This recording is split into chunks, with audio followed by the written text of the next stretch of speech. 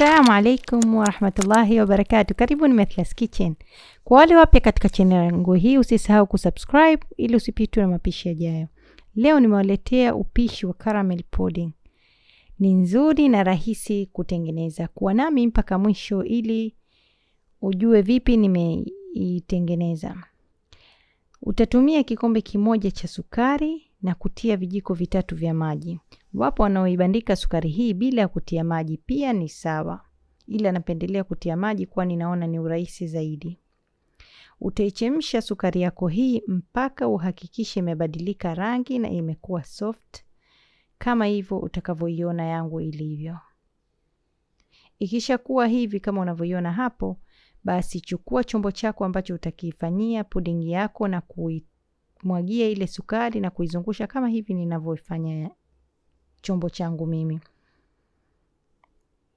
Kisha chukua mayai. Kila mayai mawili utatumia kwa kikombe kimoja cha maziwa. Mimi nilitumia mayai 3, kwa hiyo nilitia kikombe kimoja na nusu cha maziwa. Kila ukitaka iwe kubwa basi utatia vitu vingi zaidi. Hapo nimetia maziwa kikombe kimoja na nusu kwa mayai 3. Ila kwa kipimo basi wewe utatumia kila mayai mawili kwa kikombe kimoja. Kisha utatia na vanilla kijiko kimoja, na napenda kutia haya maziwa matamu condensed milk kwa sababu yanafanya pudding yangu iwe laini na nzuri. Na pia nimetia hiliki kijiko kimoja. Utasaga mchanganyiko huu na ukishakuwa tayari utatia katika kile chombo chako ulichokuwa umetia sukari. Nimechukua chombo kingine, tray yangu kama hapo unapoiona, na nikaitia maji ya moto kwani hii inapikwa kwenye maji ya moto.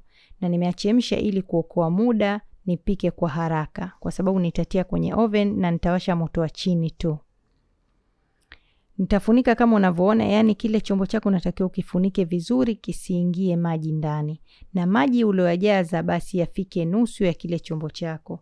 Na baada ya dakika kama 20 pudding yako itakuwa tayari. Kama unavyoiona.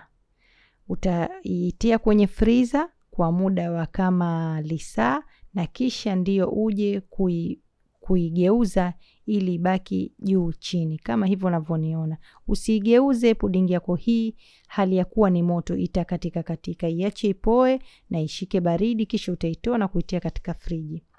Na mpaka hapo utakuwa ushapata pudding yako nzuri na tayari kwa kula. Kama umependa video hii usisahau kushare na wenzako please. Na kuminya kengele ili usipishwe na mapishi yajayo. Asanteni.